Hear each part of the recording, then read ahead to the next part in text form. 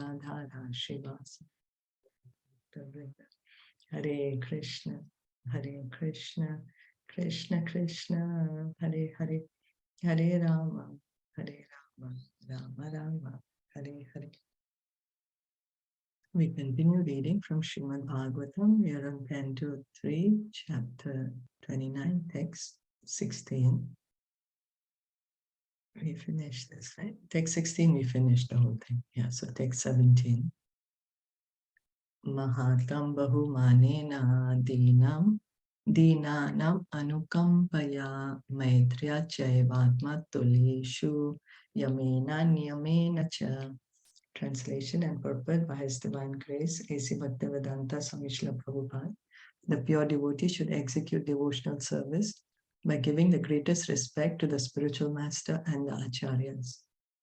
He should be compassionate to the poor and make friendship with persons who are his equals. But all his activities should be executed under regulation and with control of the senses. So here, the pure devotee means he's attained perfection. Pure devotee means he's already revived his love of God. So he's continuing to engage in devotional service. It's not that once we revive love of God, okay, then I leave everything behind. Now I'm going to do nothing. No, he engages in loving service. Love is a reciprocation. We do things for other people we love. So the pure devotee is serving the Supreme Lord. He's doing things for the pleasure of Supreme Lord with the greatest respect to the spiritual master. He doesn't say, oh, now I don't need my spiritual master anymore. I needed him to get to this point, and so now I don't need him anymore. So bye-bye. No, he always continues. In his heart, he always feels eternally grateful to the spiritual master and the acharyas. He feels, oh, if my spiritual master wouldn't have given me this mercy, then I wouldn't be here. So he's eternally grateful, not ungrateful. Then compassionate to the poor.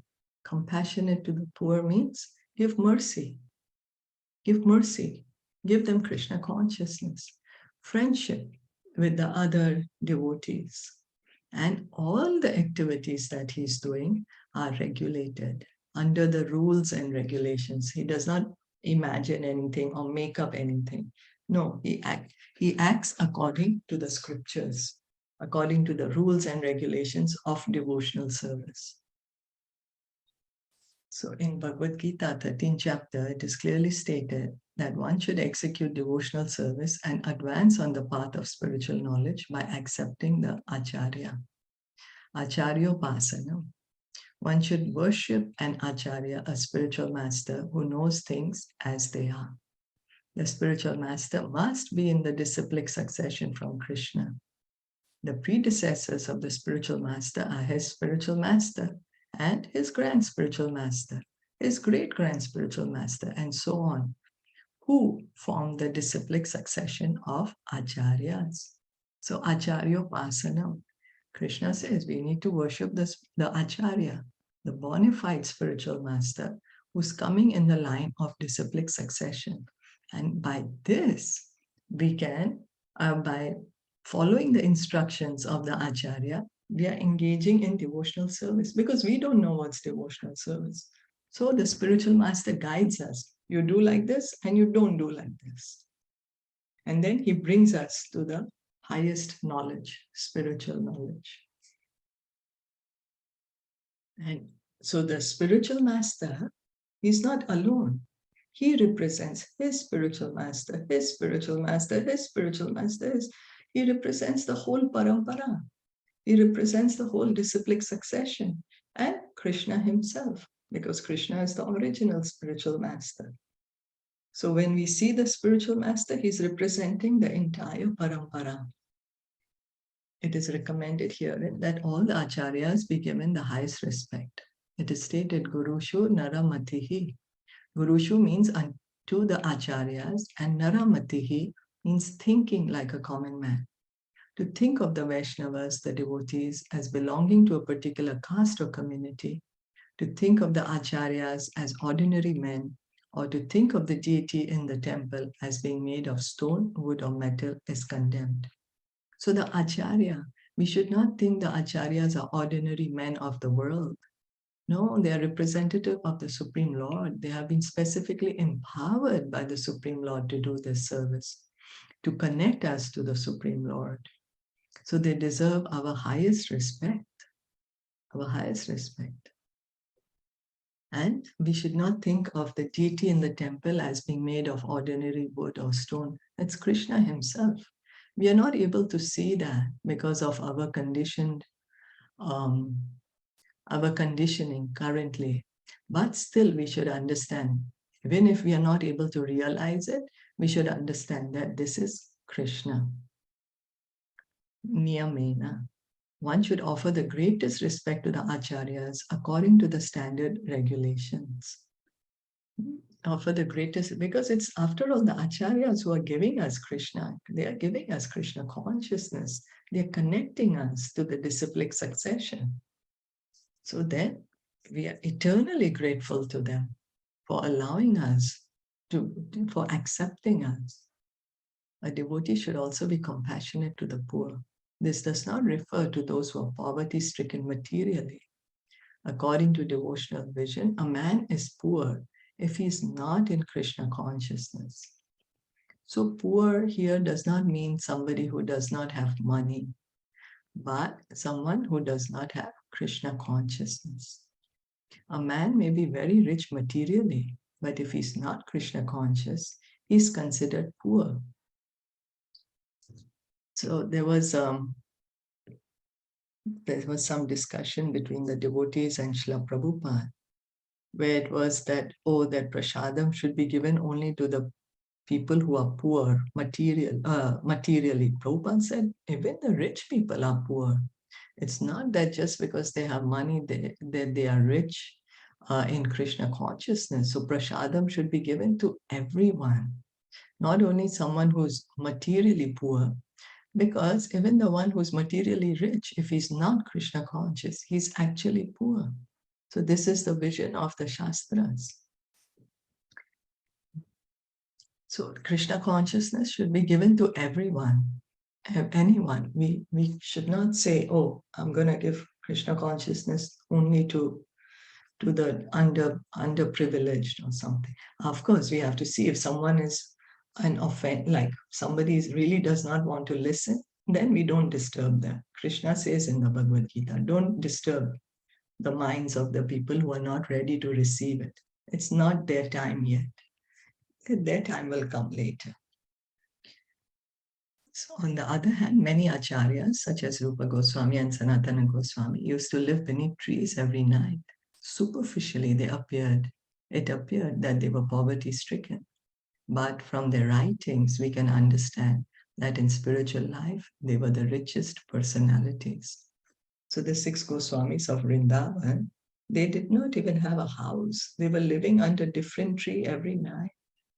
They didn't have much, only a small cloth to cover their body. But they were the richest personalities. They have given a wealth of Shastras to us. Srila Rupa Goswami has given us Nectar of Devotion, Bhakti Rasamrit Sindhu. Sanatana Goswami has given us Hari Bhakti Vilas, Brahad Bhagavatamrita. So all the Goswamis, they have Krishna with them. So what more do we need? If we have Krishna, we have everything.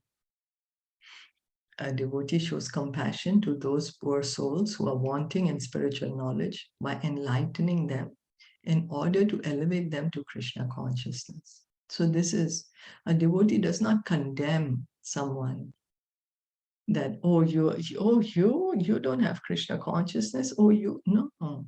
Devotee is compassionate. It's compassionate.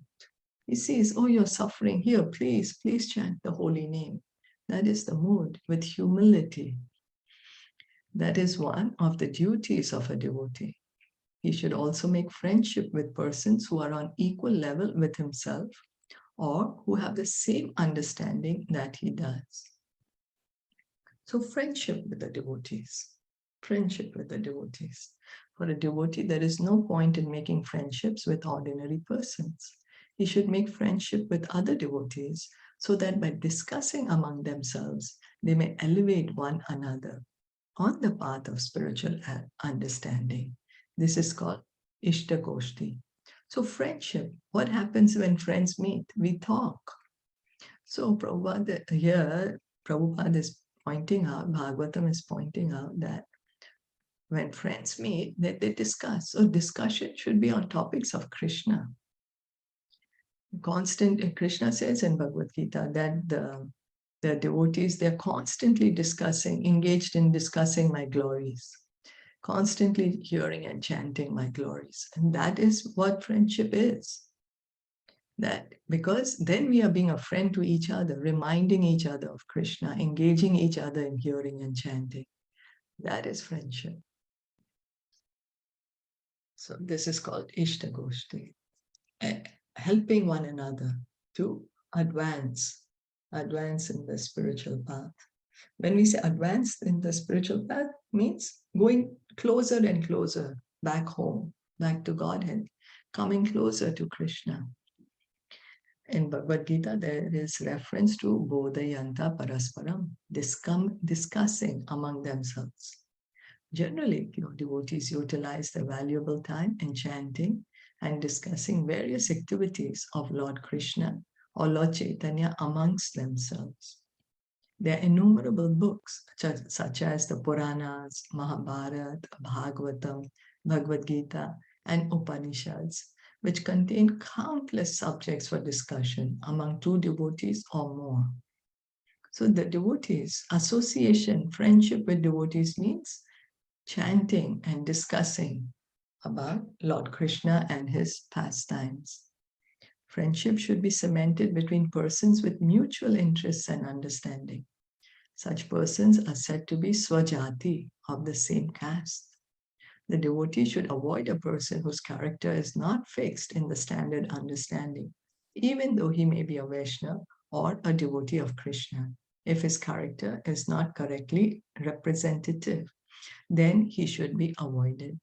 So hearing and chanting in the association of like-minded devotees. That is the point. Hearing and chanting in the association of like-minded devotees. One should steadily control the senses and the mind and strictly follow the rules and regulations. And he should make friendship with persons of the same standard. So it does not mean that the devotee is loose in his personality. No, he's strictly following the rules and regulations. That's what the devotee does. He's very strict with himself. He's strict with himself that I need to follow all the rules and regulations. I need to control my mind and senses. Like that. He's always following the scriptures. What is the standard procedures?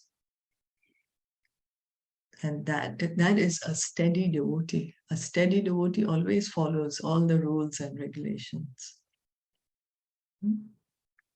Is that okay?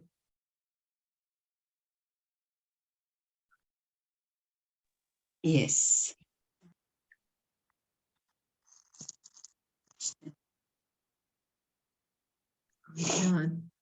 Mikano Shavanan Mama Sankirtanacha me Arja Venarya Sangena Niraham Kriya Tatha. A devotee should always try to hear about spiritual matters and should always utilize his time in chanting the holy name of the Lord. His behavior should always be straightforward and simple. And although he's not envious but friendly to everyone, he should avoid the company of persons who are not spiritually advanced. So a devotee, he always is hearing and chanting. Hearing and chanting. He's simple, straightforward, friendly. He avoids the company of persons, means he will hear and chant in the association of devotees. He wants to associate with like-minded devotees, and in the association of like-minded devotees, he hears and chants the topics of Krishna. In order to advance in spiritual understanding, one has to hear from authentic sources about spiritual knowledge. So again and again, we are being reminded of where to hear from. We have to hear from the authentic source. If we hear from the wrong source, so if the person himself has no spiritual understanding, how will he give us spiritual understanding? We will get misguided. So we should hear from the authentic source about spiritual knowledge. Same goes for material knowledge also, right? So if we want to become expert in something, if I want to become an expert in, say, even in cooking a particular recipe, I go to the person who's expert in cooking it. But if someone does not know it, and I listen from them and I try to follow the instructions, I'm just going to create a frustration for myself because I will not be able to make the dish perfectly. So hearing from the correct source is very important. One can understand the reality of spiritual life by following strict regulative principles and by controlling the senses. So we have to do that. We have to control our mind and senses to be able to advance in spiritual life, to be able to understand the spiritual knowledge. If our mind and senses are just very attached to all the sense objects, then they will not be able to understand, we will not be able to hear the spiritual knowledge. To have control, it is necessary that one be non-violent and truthful, refrain from stealing, abstain from sex life, and possess only that which is absolutely necessary for keeping the body and soul together. So this is the reason the 4 regulative principles of religion are there. No meat eating, no gambling, no illicit sex, and no intoxication. Because when we are engaged in sinful life, we are not able to hear properly. We are not able to understand the spiritual knowledge. But if we abstain from these illicit activities, very quickly we can understand the spiritual knowledge. One should not eat more than necessary. He should not collect more paraphernalia than necessary. He should not talk unnecessarily with common men. And he should not follow the rules and regulations without purpose. He should follow the rules and regulations so that he may actually make advancement.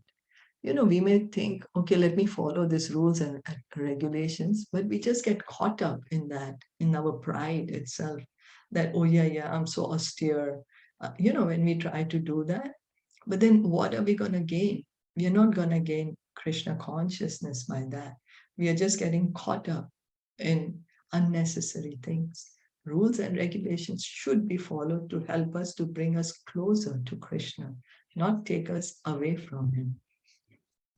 There are 18 qualifications mentioned in Bhagavad Gita, among which is simplicity. One should be without pride. Pride,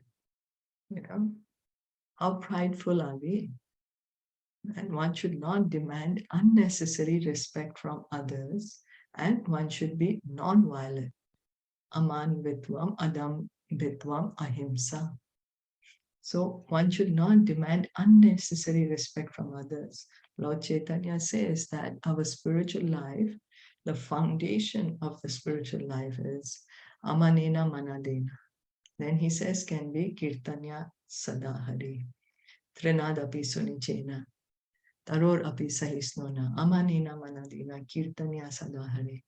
That we should be more humble than a blade of grass, more tolerant than a tree, giving all respect to others and not asking for respect for ourselves. And in that state of mind, we can chant the holy name constantly. So when we say that give all respect to others and not ask respect for ourselves, it doesn't mean we let people walk all over us. It does not mean that. But it's not that we let people, walk over us, but we genuinely respect people. Give genuine respect, not a superficial respect. So one should be very tolerant and simple. One should accept the spiritual master and one should control the senses. These are mentioned here and in Bhagavad Gita as well. One should hear from authentic sources how to advance in spiritual life. Such instructions should be taken from the Acharya and should be assimilated.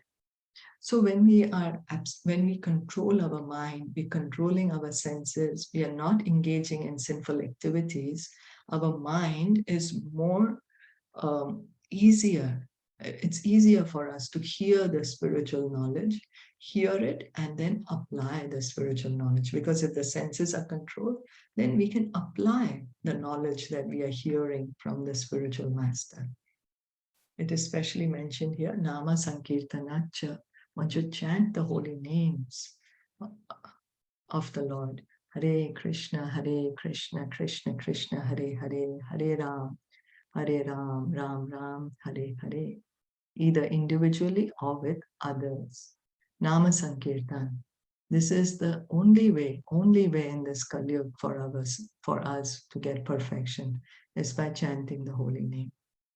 Lord Chaitanya has given special stress to chanting of these holy names of the Lord as the basic principle of spiritual advancement. It's by the mercy of Lord Chaitanya, it's His mercy, He's openly, freely giving us this opportunity to chant the holy name. He's saying, whoever just take it. Whoever you are, wherever you may be, just chant the holy name and revive your love of God, he's saying. Another word used here is arjavena, meaning without diplomacy. A devotee should not make plans out of self-interest. Yeah, that's something we have to see. Krishna, if we try to cheat Krishna, then Krishna is a bigger cheater. He will cheat us. That is something we have to think of. But whatever it is, how much ever duplicity is in our heart, we just continue chanting. We just continue hearing and chanting. And just a genuine prayer to Krishna. Krishna, my heart is duplicitous. You please help me. Take it away. So, of course, preachers sometimes have to make some plan to execute the mission of the Lord under proper guidance. But regarding personal self-interest, a devotee should always be without diplomacy, and he should avoid the company of persons who are not advancing in spiritual life. Another word is Arya. Aryans are persons who are advancing in knowledge of Krishna consciousness as well as in material prosperity. So Aryan, the Vedic civilization was for the Aryans, means advance materially and as well as advance spiritually. Not only material knowledge, but understanding Krishna consciousness, understanding our true position. The difference between the Aryan and non-Aryan, the Sura and Asura, is in their standards of spiritual advancement. Association with persons who are not spiritually advanced is forbidden. Lord Chaitanya advised, asatsanga tyaga. One should avoid persons who are attached to the temporary. Asat is one who is too materially attached, who is not a devotee of the Lord, and who is too attached to women or enjoyable material things. Such a person, according to Vaishnava philosophy, is a persona non grata. So attachment, where shall we put our attachment? We each have attachment. So attachment to the devotee, the pure devotee. Get attached to the pure devotee because the pure devotee can help us raise ourselves to Krishna consciousness. Narad Muni achieved perfection by this attachment. He got attached to the sages, and so he got perfection. Srila Prabhupada got attached to the instruction of his spiritual master, and he started this International Society for Krishna Consciousness. So attachment, we should understand where should we invest our attachment. Attachment should be for the pure devotee. A devotee should not be proud of his acquisitions. The symptoms of a devotee are meekness and humility. Humility is what attracts Krishna. Even the Bible says that the doors of the heaven are open to those who are meek and humble. Krishna does not like pride in his devotees. Why? Because pride is an unnatural state. Pride is unnatural state. Yes, pride in being a servant of Krishna, that is the correct pride. That is correct pride. But pride of material acquisitions, then that is unnatural. Although spiritually very advanced, he will always remain meek and humble, as Kaviraj Goswami and all the other Vaishnavas have taught us by personal example. Krishnadas Kaviraj Goswami, he is the author of Chaitanya Charitamrita, and he said that this Trinadapi Sunichena verse, we should tie it around our neck. He said we should tie it, and in this way only we will be able to chant. He said that I am a worm in the stool, and if someone hears my name, they will lose all their pious activity. So please don't even speak about me. That is his humility. We will in fact become fortunate if we hear his name. But he's feeling that. He's not artificially saying these things. He's saying, I feel like a worm in a stool. How could you even feel that? But he's feeling that. He's such a great Vaishnava. But he's feeling very humble because he says, everyone is a great Vaishnava except me.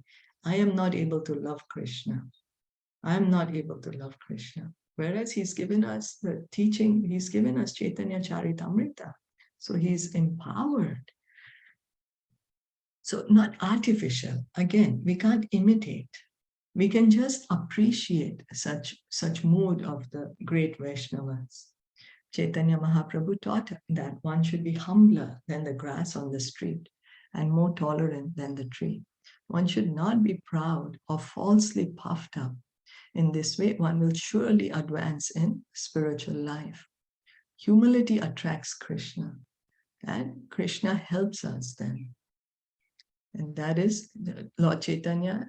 This is the verse, the foundational verse.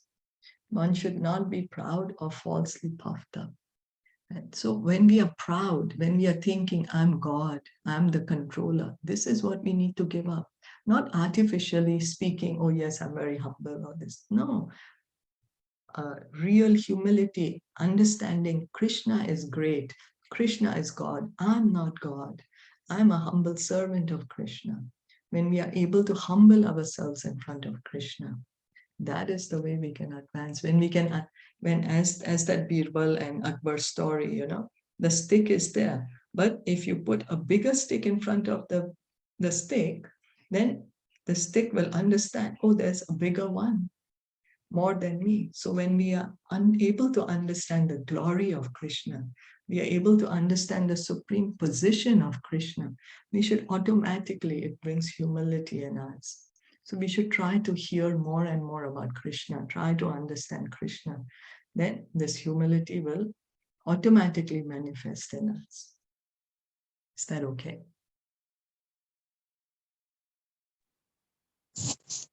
Yes. Yeah.